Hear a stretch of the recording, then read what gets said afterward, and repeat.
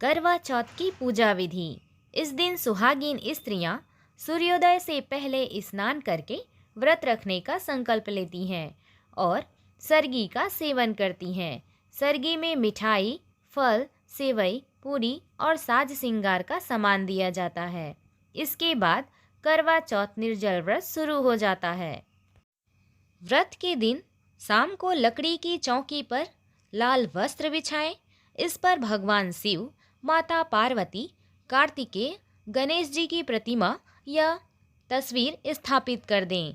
अन्यथा शिव परिवार की तस्वीर भी रख सकते हैं।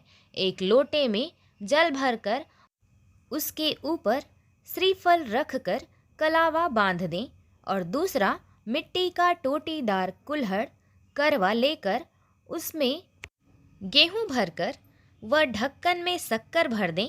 उसके ऊपर दक्षिणा रखें। रोली से करवे पर स्वास्तिक बनाएं। इसके बाद धूप, दीप, अक्षत व पुष्प चढ़ाकर भगवान का पूजन करें। पूजा के उपरांत भक्तिपूर्वक हाथ में गेहूं के 13 दाने लेकर चौथ माता की कथा का श्रवण या वाचन करें। तत्पश्चात रात्रि में चंद्रमा के उदय होने पर चंद्रदेव को अर्घ्य देकर बड़ों का आशीर्वाद लें।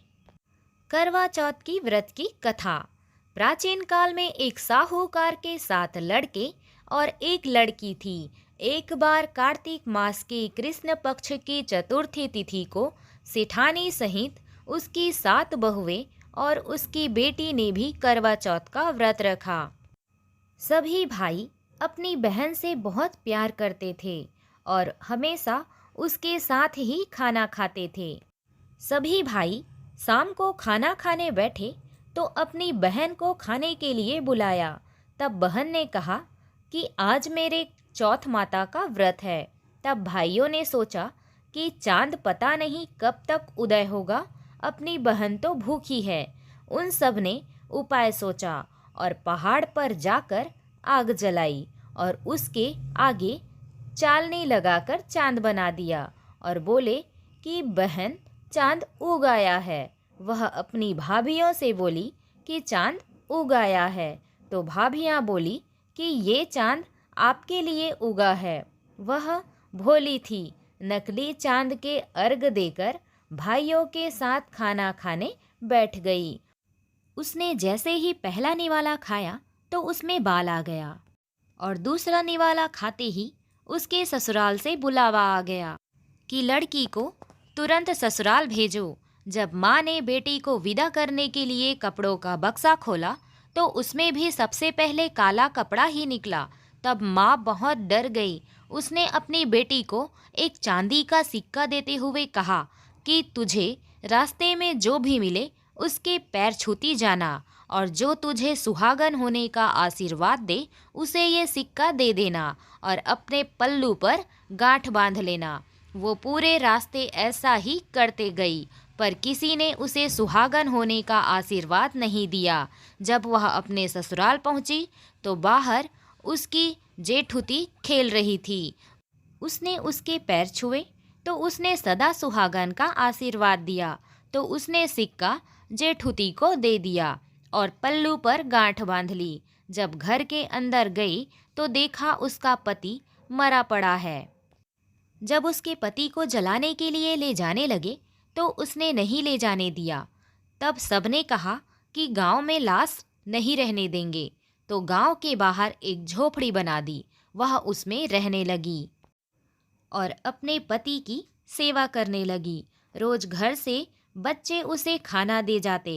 कुछ समय बाद माघ की चौथ आई तो उसने व्रत किया। रात को चौथ माता गाजती गरजती आई तो उसने माता के पैर पकड़ लिए। माता पैर छुड़ाने लगी, बोली, 7 भाइयों की बहन घनी भूखी, मेरे पैर छोड़। जब उसने पैर नहीं छोड़े तो चौथ माता बोली कि मैं कुछ नहीं कर सकती, मेरे से बड़ी बैसाख की चौथ आएगी, उसके पैर पकड़ना। कुछ समय बाद बैसाख की चौथ आई तो उसने कहा कि मैं कुछ नहीं कर सकती, मेरे से बड़ी भादों की चौथ आएगी, उसके पैर पकड़ना। जब भादवे की चौथ आई तो उसने भी यही कहा कि मैं कुछ नहीं कर सकती। मेरे से बड़ी कार्तिक चौथ है, वो ही तेरे पति को जीवन दे सकती है, लेकिन वो तेरे से सुहाग का सामान मांगेगी, तो तू वो सब तैयार रखना। लेकिन मैंने तुझे ये सब बताया है ऐसा मत कहना। जब कार्तिक चौथ आई तो उसने अपने पति के लिए व्रत रखा। रात को चौथ माता आई तो उसने पैर पकड़ लिए। तो माता बोली, 7 भाइयों की लाडली बहन, घनी भूखी, घनी तिसाई, पापिनी, मेरे पैर छोड़। तब वो बोली कि माता, मेरे से भूल हो गई, मुझे माफ़ कर दो और मेरे पति को जीवन दान दो। जब उसने माता के पैर नहीं छोड़े तो माता बोली कि ठीक है, जो सामान मैं मांगूं वो मुझे ला कर दे। माता ने जो सामान मांगा वो उसने ला कर दे दिया। तब चौथ माता बोली कि तुझे ये सब किसने बताया? वो बोली कि माता, मैं इस जंगल में अकेले रहती हूँ, मुझे ये सब बताने यहाँ कौन आएगा? चौथ माता ने मांग में से सिंदूर लिया, आँख में से काजल व चिटली अंगुली में से मेहंदी निकालकर उसके पति को छींटा दिया तो उसका पति जीवित हो गया। माता ने उसके पति को जीवित कर दिया और सदा सुहागन का आशीर्वाद दिया। सुबह बच्चे जब खाना लेकर आए तो अपने चाचा को जीवित पाया।